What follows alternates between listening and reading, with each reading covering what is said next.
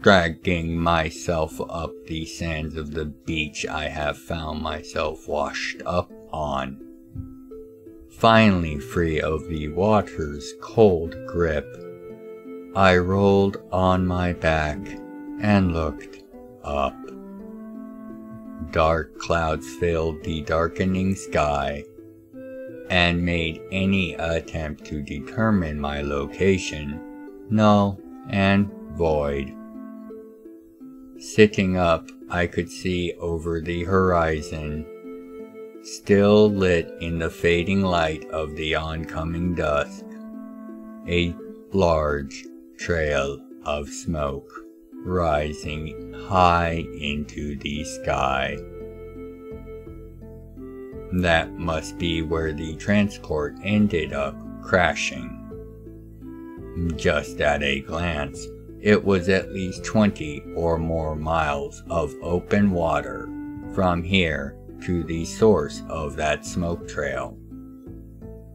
And while oarcloth made for excellent defensive clothing, it did not lend itself to the aquatic arts of swimming. I looked to my side to see Tranos snoring softly.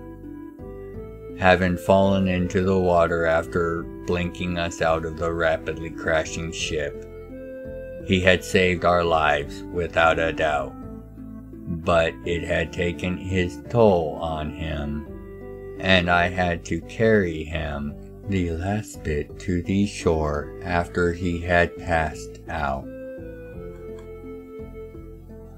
Our vessel had been hit by something that came out of nowhere, though the limited sensors on the transport may have missed a planet. By the time I made it to the console to assess the situation, we were already being pulled into the gravity well of this planet. I had not recalled there being any systems in the vicinity, but that matters little as we are here now. Tranos had managed to save us, and I had managed to gather and collect most of our supplies before we blinked out. All except the CogComm I had installed in preparation for meeting up with the EDF in a few days. That would be in the central console of the vessel. Now, at the end of that smoke trail, far over the horizon, in a smoldering crater most likely, was the only hope I had to be rescued.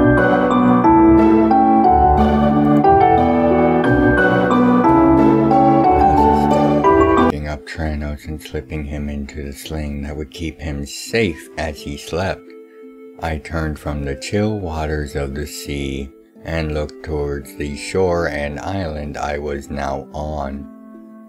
Large 10 to 15 foot dunes of a dark hued sand covered the shore, with the tall canopy of a forest or jungle pointing out just beyond.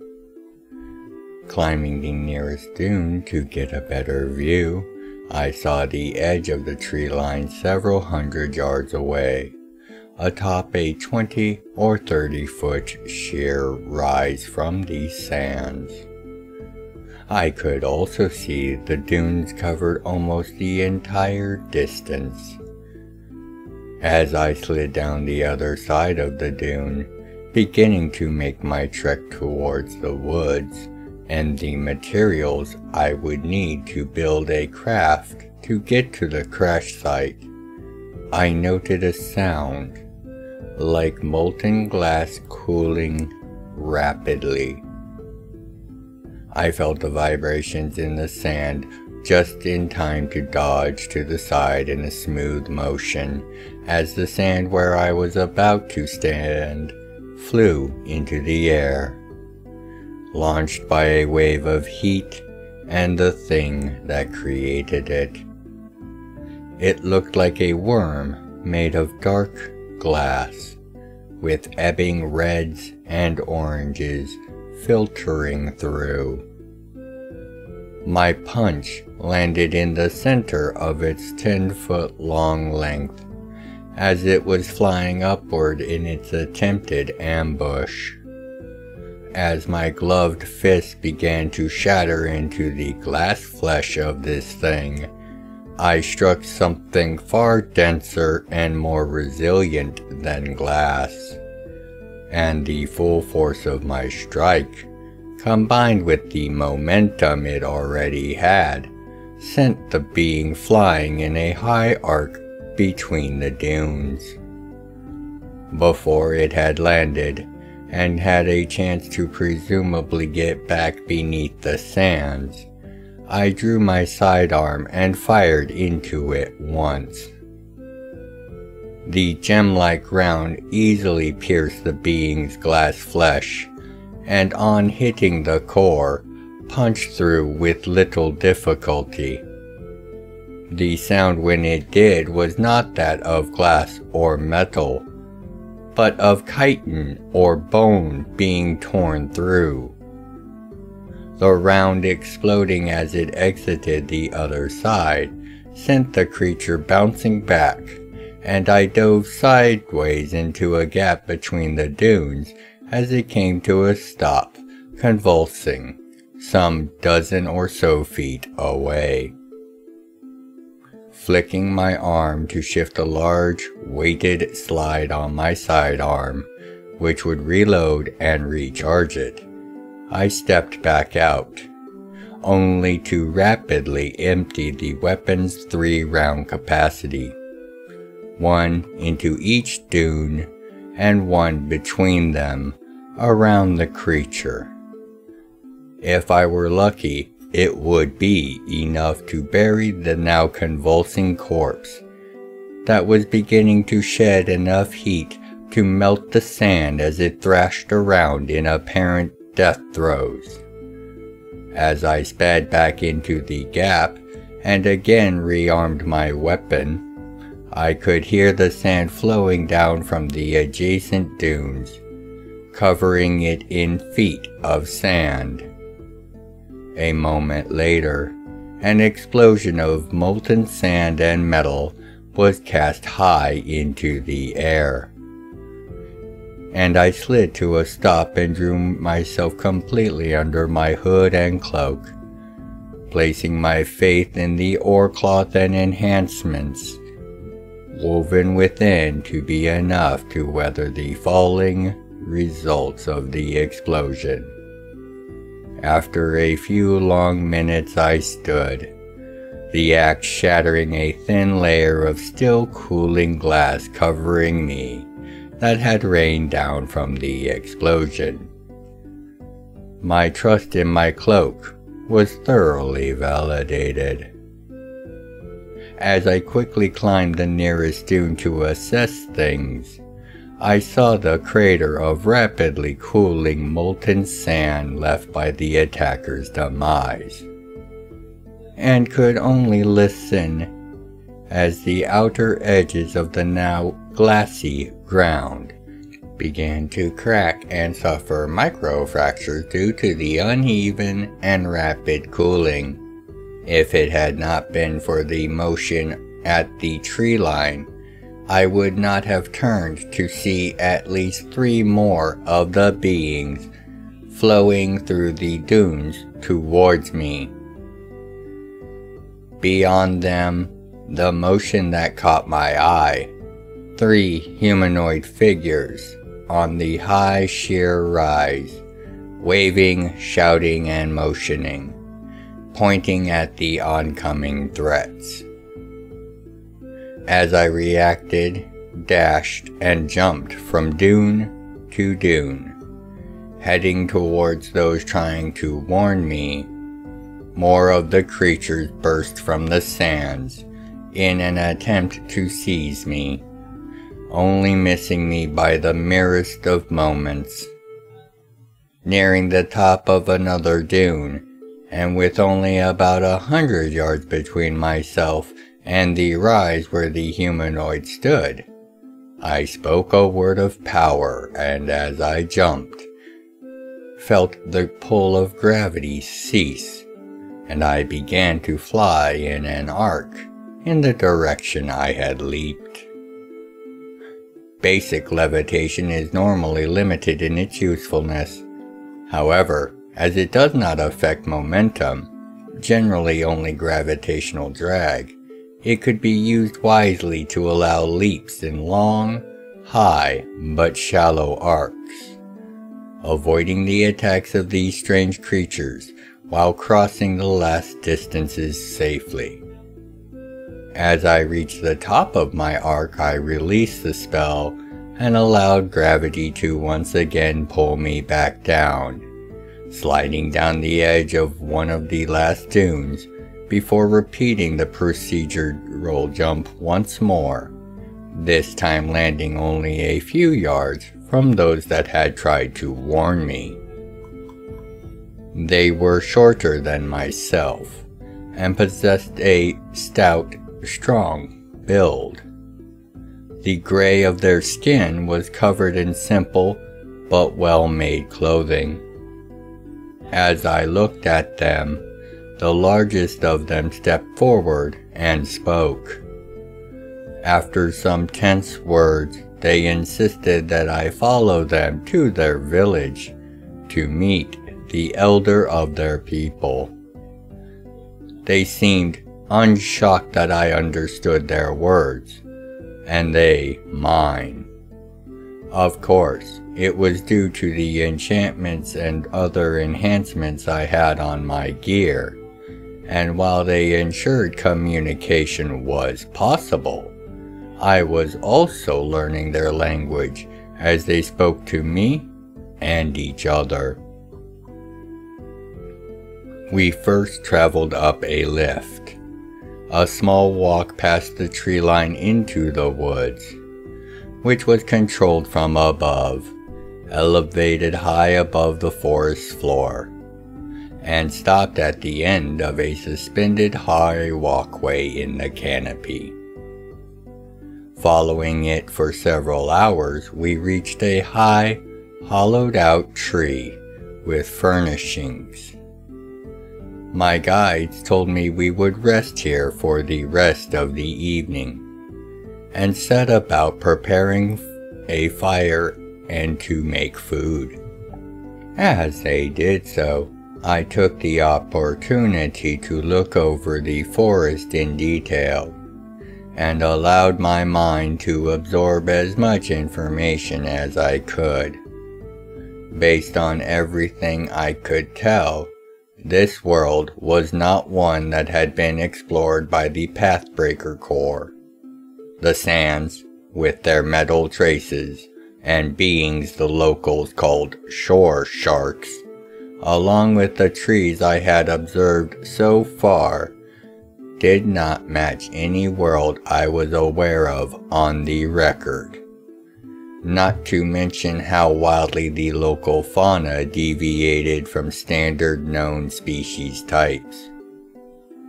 Until I was able to get a clear view of the stars, I could not even be sure which sector I was in.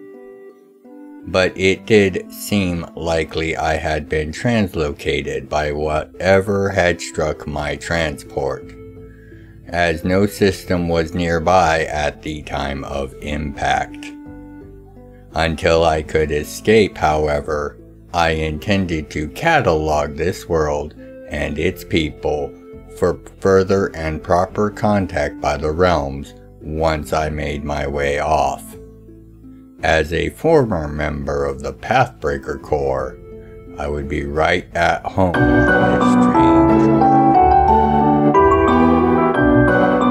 After dawn began to light the darkness of this jungle, we broke camp and continued on to our destination, arriving shortly before noon, by my estimates at least. As we made our way across a bridge from the high canopy walkways with their wide, vine-wrapped paths, down to the village below, across a bridge that had been lowered from within the village and across the gale of steam and wind that surrounded this village like a protective wall. I took note of how the very heat of the steam was being used to power magical runes in the tube-like bridge, not only keeping the air at a safe temperature, but cleaning the dirt and grime from us as well as refreshing our bodies. Soon back on the ground, I found myself quickly surrounded by the residents of the village, all asking questions or introducing themselves. That is until Tranos, finally awake himself, blinked out of his carrier and onto my shoulder, nuzzling me as was his custom after a deep sleep. The reaction was as immediate and visceral as I had feared it would be. Having overheard the various curses and turns of phrase that my guides had used on our travel here, I understood these people had a deep-seated and pathological fear and hatred of dragons. The children scattered, or were snatched up by their parents. The elderly sought cover and protection from what they seemed to think was an assured battle of divine proportions, and I was left surrounded by 24 warriors, each trying to figure out if they should attack or not. Tranos was blissfully unaware, all 3 of his heads rubbing and nuzzling me, happily rumbling out a deep, bassy vibrato of contentment and happiness.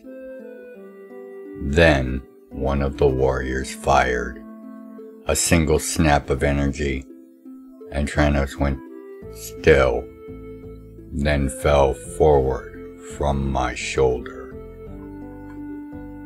Praetors are not supposed to be able to fall to their passions, and because of our created qualities, this is mostly true.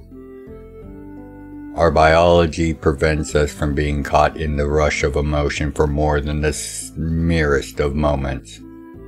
But coupled with our incredible reaction time and speed, it was only by the grace of the V's that I had not fired back at the warrior behind me, even as I had my weapon out and trained on his skull before he had even taken his eyes off of Tranos as he started to fall. For a moment as Tranos hit the ground, there was only the sound of the impact resounding across the village, and I looked with great and building anger at the man who had just fired. He was shaking but defiant, and looked as if he would charge me if I were to move. We stood there, unmoving, for long moments, and only the sudden and rapid shift in his features to confusion and then wry merriment quelled the tension, as he lowered his weapon to lean on as he laughed. Was the soft voice of Tranos echoed in my mind, as I felt him rub himself on my leg from behind. I am not sure I will ever fully understand if relief or embarrassment was more present in me at that moment, but for a solid minute I just knelt, caressed, petted, and looked Tranos over, and saw with great relief the blast had not done more than stun him, not even leaving a mark on his scales. Remembering the crowd, I looked to see them all ringed, with children poking and pushing their way to get a view around me, but not too close. After explanations that Tranos was not a dragon, and some careful discussion with the village's elder, it was declared that Tranos was not a dragon, and was a welcome guest, as was I. I would, however, be wholly responsible for his conduct, which I was more than alright with. The issue took until late afternoon to settle, and after that I was led to an eatery of sorts. A long building with tables spread about and a bar in the back, with people scattered about, eating, drinking, and playing various games. Cards, dice, and all the other paraphernalia of a long evening spent betting and testing each other's luck and wit could be seen everywhere. After a moment, as I was led to a large table, still barely large enough for my much greater size, I realized I knew many of the games that were being played. That, or they were similar enough that I would most likely be able to make do. As Onsa, the man who led the group that found me and now was assigned to be my guard and guide, sat down and we ordered our food, he pulled out a deck of cards and proceeded to deal out 2 hands of 3 cards each. The game is imps and eggs. Your goal is to hold a higher hand than I. Face cards are worth 10. Eggs are 1 or 13, he began. Break is 36. I finished for him, as this was a game I knew. And a 9 and 4 of matching suit counts for double, or can? His wide eyes and soft nod told me not only was I right, he had not considered I would know this game. After a moment he continued, "Impressive. Did you learn the game just by seeing the others play it? Jesters can null any of your cards or copy the value, by the way. Or did you use magic to learn the game? Just like you did to speak and understand our language until you seem to have learned it in less than a day?" It was now my turn to be on the back foot, as I had not considered that they may have known of my magical abilities, or that I had used them while in contact with them. I took a careful, thoughtful moment, and then answered, "Well, Onsa, as I have no coin to bet with, shall we play for questions?" Onsa smiled and nodded. Looking at the hand dealt to me and seeing a strong start, I hit and took another card, smiling to myself. Games were always a good way to learn of others, and as the night would go on and questions would be asked and answered, I did not see this night being an exception. The past few months have been, if anything, a trial.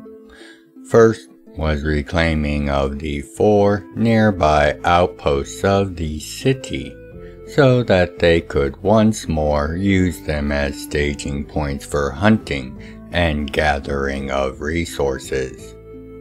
Each had been lost in decades past, and all attempts to find out what happened had ended without any clues as to the nature of the threat. And thus this was the task that was the price asked in exchange for the materials and help in building a seaworthy craft for me to make the journey to find the site of my vessel's crash, and the cog-com I intended to use to secure my escape from this world. The area around each of the outposts was patrolled and defended by a foul guardian, wielding an analar megaweapon while having no proper or stable form that I could discern. It was only due to the fact that, despite the skill on display from the Guardians, it was clear that there was no true intelligence within them, and thus I was able to find victory, not through my skill at combat, which is not that impressive as I am a bookworm and researcher, and not a warrior, but via the absurd amount of strength and dexterity that praetors are blessed with, literally baiting a strike that would leave the weapon at rest for but the brief moment I needed to get a grip on it, and ending the fight as the Guardian tried and failed to outmuscle a being capable of playing tug-of-war with dragons. Well, some dragons at least. That is when I discovered they would simply fade once defeated, only to be reborn come the next dusk or dawn. Besides confirming the lack of a true mind, as the exact same trick to defeat them worked each time. It delayed things for weeks without much, if any, gain. Only via research and experimentation of a vast degree, and finally the assistance of another of this planet's residents, Unka, was a means of ending the threat found. Using the odd crystal I had picked up during the hunter's exam, I was able to trap the essence and energy of each of the Guardians after defeating them. This allowed for the reclamation of the outpost, and saw me praised as a great hero, with me not sharing details about the assistance of Onka. This was by his own request, as the people of the town were unaware of him, and he wished for his privacy, as he was an outsider to them as much as I was. Secondly, I had been patrolling near the last of the outposts when I came across the being that had been responsible for the creation of the Guardians. Nearly 15 feet in height and wearing sleek armor, I understood before I attacked that I was not walking away from this battle, for it was an Antani Eskai, and a Colossi at that. A standard Gigai would have been a handful for me to fight, but the Eskai were mostly unknown, and the little that is known made it clear I was going to be outmatched. Despite the fact that as a praetor, I was literally engineered to be one of the strongest, fastest, and most agile creatures within the realms, the disparity between our skill and combat ability was far too vast, even for the effects of my spells, prayers, and powers to make up the difference. The battle lasted for perhaps as long as 5 or 10 minutes, before the Antani chose to end his toying with me by laying me low with a burst of its arm-mounted cannon. I fell into darkness as he slowly approached my wounded form, speaking as to how much greater he would become after feasting on my soul and essence. I found myself awakening some time later, under the care of Unka, as Trenos had fled the battle to find help, and brought him to my nearly dead form.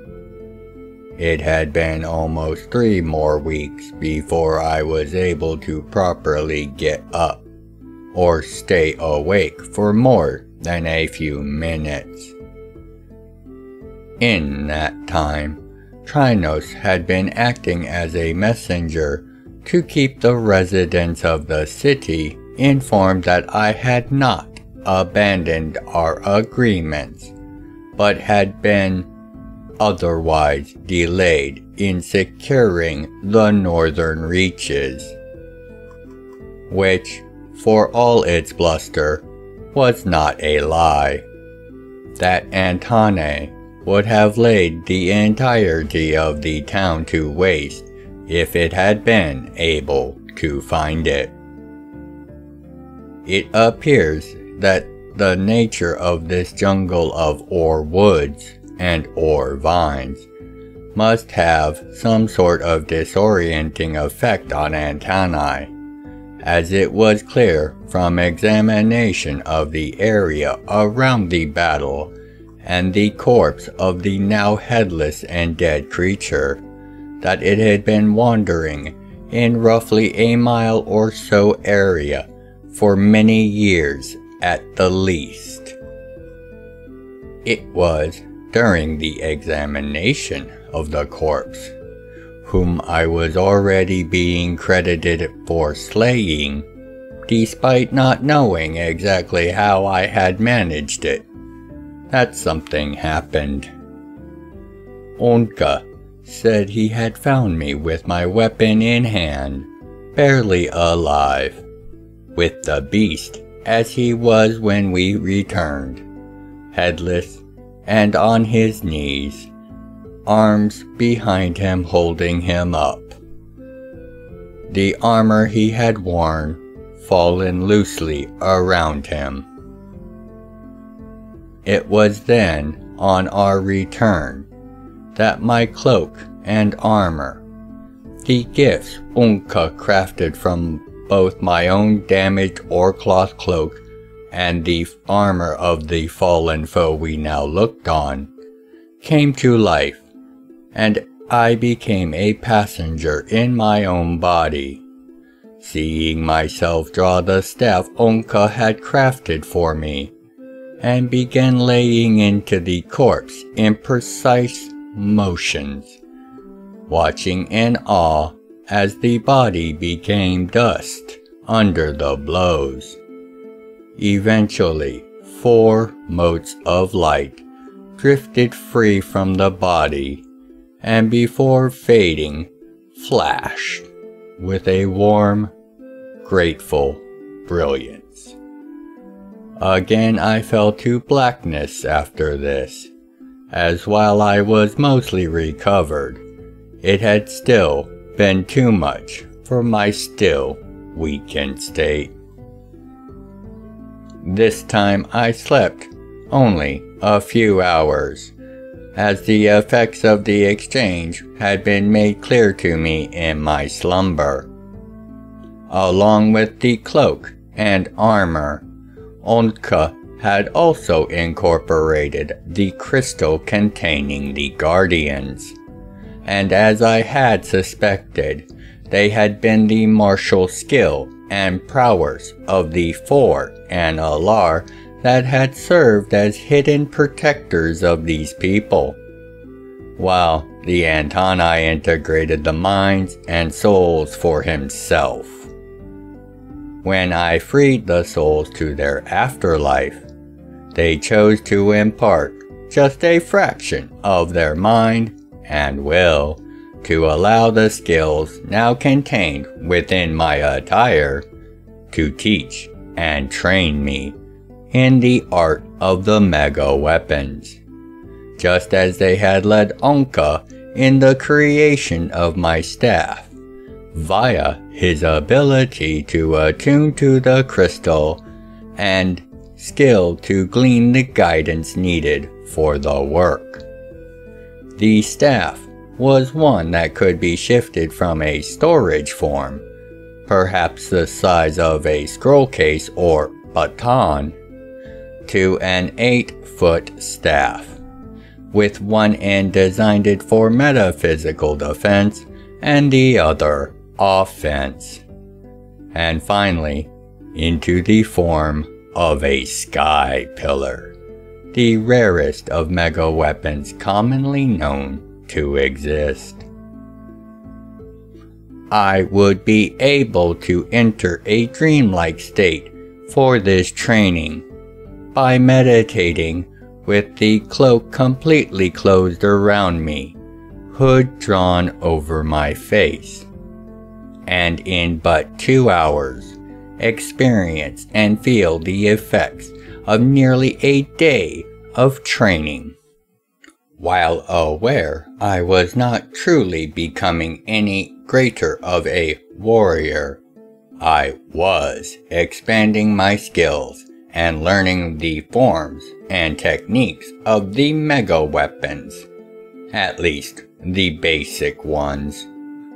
By the time Trinos had brought messages from the city that the elders wished to see me as soon as possible, I was proficient in the basic forms and strikes for each mega weapon, as well as how to execute them with my sky pillar.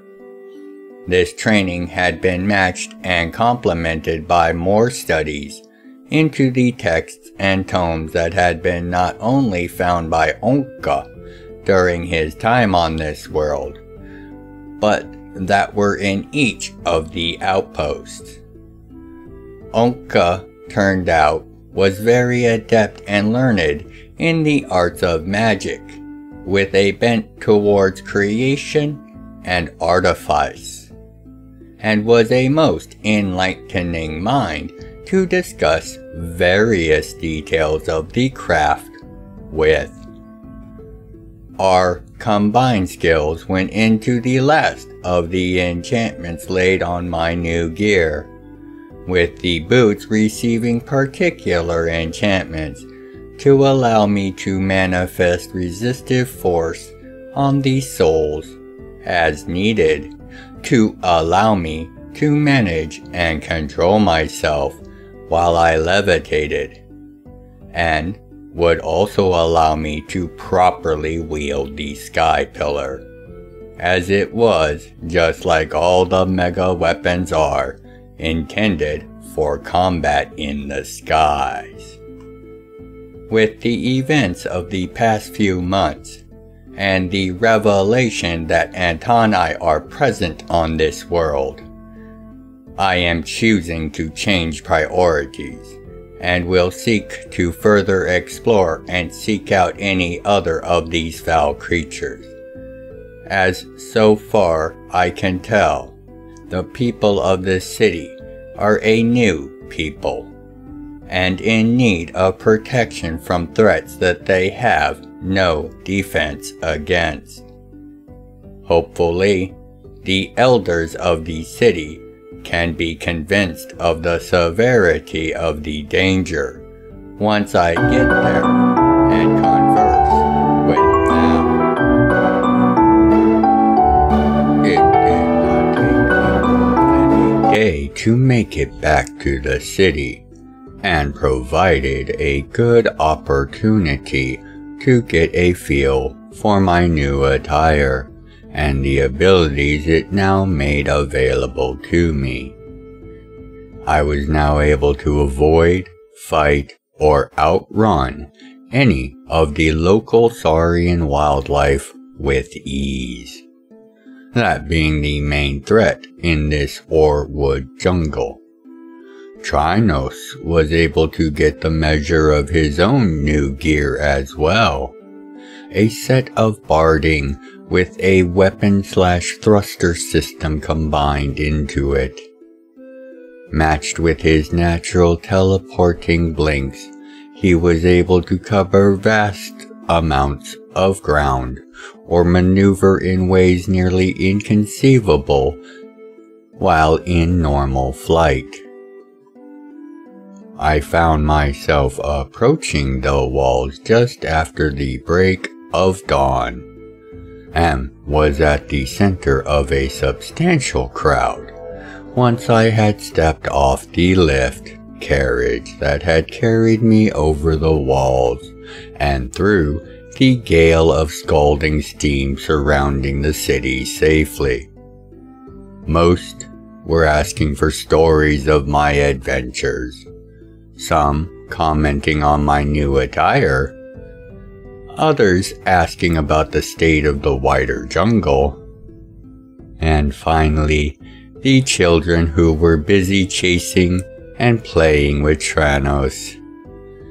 It was a wholesome scene, and one that Onso was reluctant to bring to an early end, merely informing me that the elders would like to see me as soon as I had finished catching up. I did not take overly long in finding my way to the elders in their grand hall, allowing Tranos to play with the children as I spoke to the leaders of this community.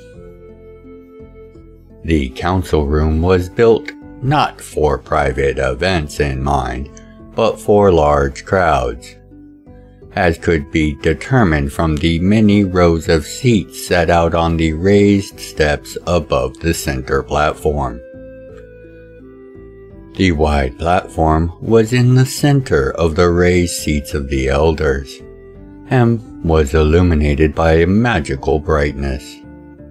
Not so bright as to be painful to the eye, but enough to cast long, deep shadows across the room and over any spectators as well as the elders themselves, concealing them from view of one on the platform. As I stepped onto the platform and stood at its center, the leader of the elders began to intone praises and adulation for my efforts in reclaiming the outposts, as well as for the vast amount of resources I was able to collect and recover for the city while doing so. Of the many things I had found during the reclamation efforts, I had come across several large caches of Christ, and these were remarked on several times in the elder's speech, making it clear that whatever the people may have thought about their reserves in that department, the situation had been far worse than they were aware. As his speech wound down, he made it clear that I was to receive their greatest honor, to meet the patrons of the city and be granted their wisdom. As he finished, the platform I was on began to sink, taking me to a lower level. About 100 feet down, the platform stopped. The room I was now in was a pitch black, without even the air passing to make noise. Through my attire's abilities, I was able to sense that there were 9 people around me, with the one directly in front of me being the only one that was indistinct to my sightless gaze. Things began to make a bit more sense as the room began to be filled with a soft light, along with the heartfelt greetings of one of the people from my left which was followed by the others I could now see. They were shorter than I, and the color patterns on their wings were muted. But it was clear that these were ground-bound Analar, descendants of those that were on the surface of Jam'mar during the 36 seconds in ancient times. Their forebears must have fled Jam'mar afterwards to this world before the wars had ended. I assume they chose to hide themselves behind the scenes to guide these people, not only to avoid the questions of why they seem to lack the potency of a normal Analar, as well as a sense that they were hiding from something as well. And with the city population's distaste and fear of dragons, going so far as to lay the blame for the unending streams of saurian monsters that emanated from the volcanic ridge that splits the island's north and south sides, on the very machinations of the worms. I wagered this was not an unrealistic line of assumption. The discussions went well into the night, with the Analar asking question after question, in an attempt to discern my point of origin as well as my nature. The head of the group, a scarred and very aged Analar, one who still had their grace, explained that after the loss of Jam'mar, the dragons went on a rampage, seeking revenge for the loss of their home.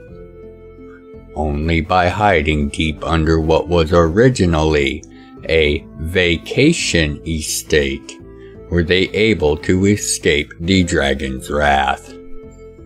The people above are the descendants of the younger races that were part of the estate, favored family, and those that had earned the Analar's trust.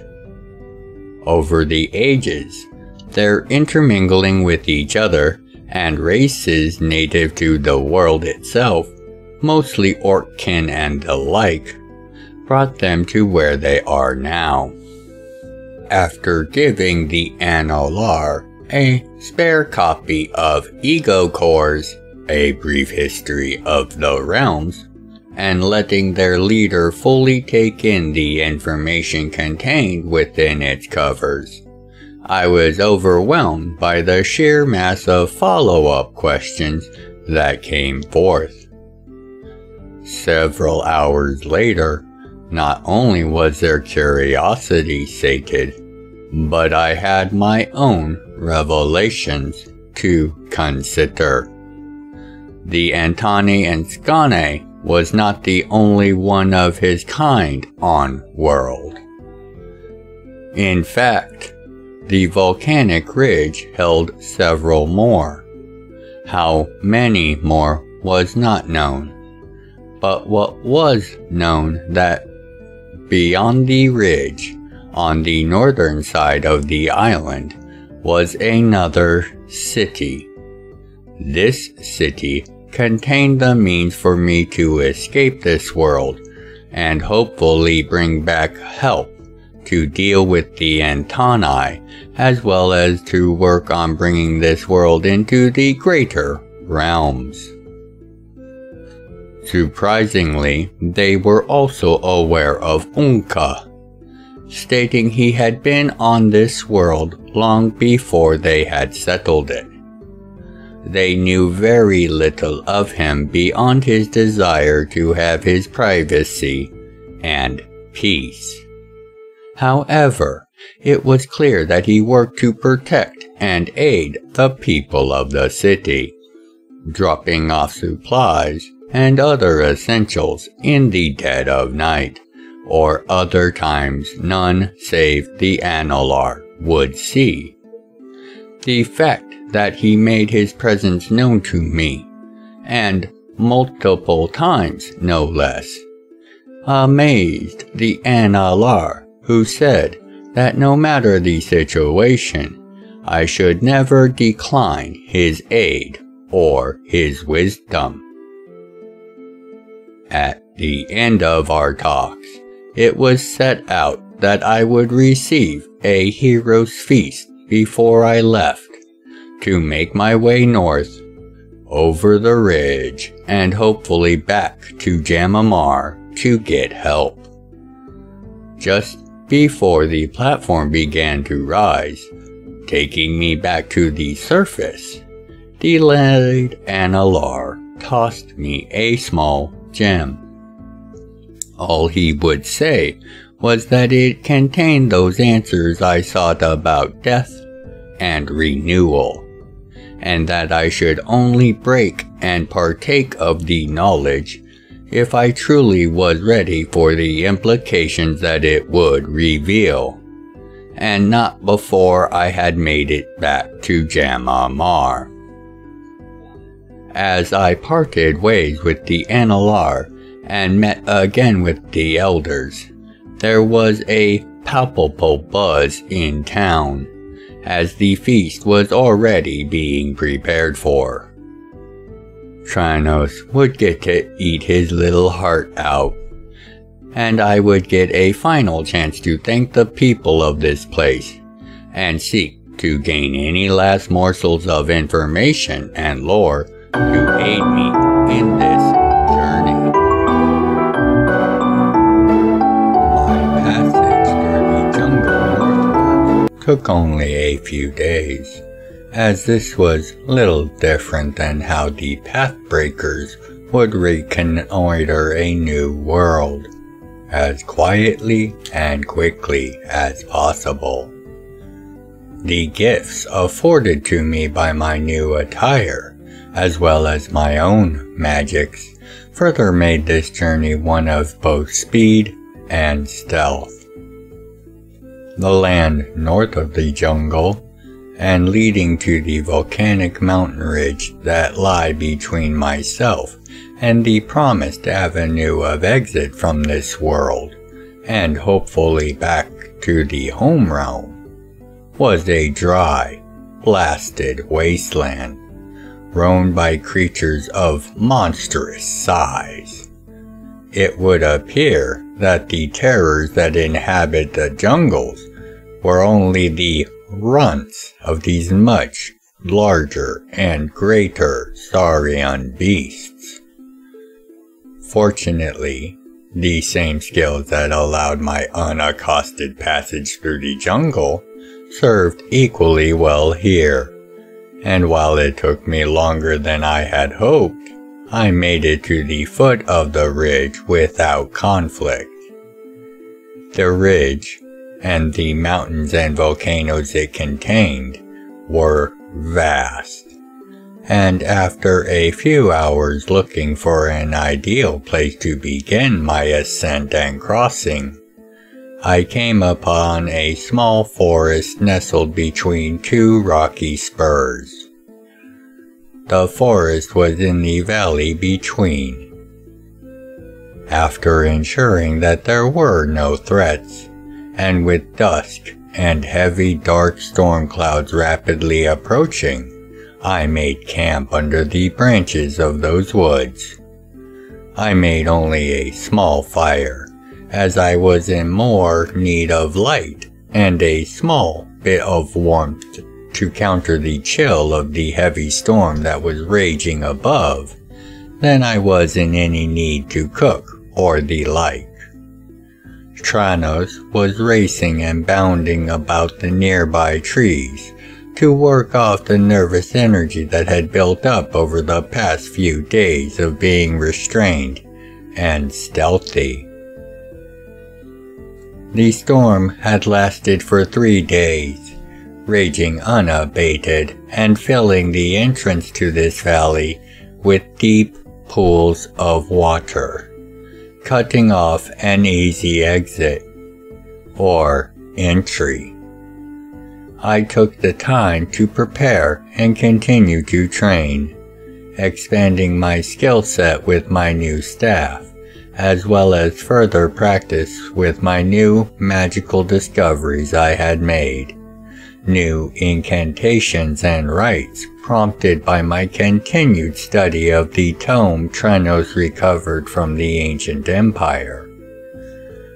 I would end the day with a few hours of playing with Trenos by playing fetch, collecting my thoughts for the day as we did.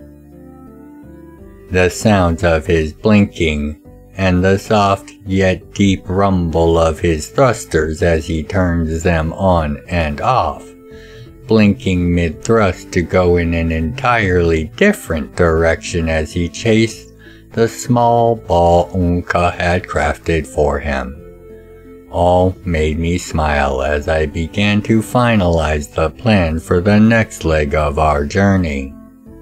The crossing of the ridge and avoidance of the Antani that were said to live here in an unknown number. Once more tossing the ball, Trenos, after the normal spirited chase and capture, raced back with it firmly in his jaw. However, he jumped over me, and as I turned to follow his movement, I saw him dropping the ball at the feet of its creator, and my smile only widened as Unka picked it up and walked to where I sat next to the fire, sat down, and tossed the ball behind him, much to Trenos' delight. He explained he had intended to meet with me before I had made it to the Badlands. However, I was faster than he had anticipated, and he had only caught up now due to me staying in one place for the storm. As we talked and tossed Trenos' ball, Unka told me he intended to join me. He wanted to see the greater realms and felt I would be good guide and company. Welcoming him with a full-body tackle, Trenos made his thoughts on the matter clear, and I was laughing too hard at the sound of Unka trying to get all three of Trenos' head to quit licking him in excitement to welcome his company myself. With that matter done, we began to speak of the realms, her history and customs, as I tried to prime him on the broader points of each of the realm's people and the history that had shaped them. After a few hours, which he had listened to quietly and attentively, he had a single observation and question. He was curious why the V's were the ruling gods, when they came after the great heroes, and why they were barely mentioned. Did they not start the pushback that led to the daemon's final downfall? It was a good question. Unbeknownst to all, yet no less potentially important to their mutual fates, Optor, now joined by Unka, is set to begin crossing over the Antani-fested volcanic mountain ridge that lies between him and an escape from this world, in the hopes of returning with the forces needed to defeat such a collection of threats to the wider realms. Unbeknownst to them, to do so will be the first in a chain of events that will bring the forces of the realms to the brink of potential civil war, and perhaps even beyond it. If you'd like to contribute to the further exploration and explanation of the realms, please consider leaving a comment, a like, and sharing the video around. I read all the comments and make efforts to reply to each. Thank you for helping to grow the channel, and know I look forward to each and every one of your comments. Other methods of support can be found in the channel's description. Thank you for watching.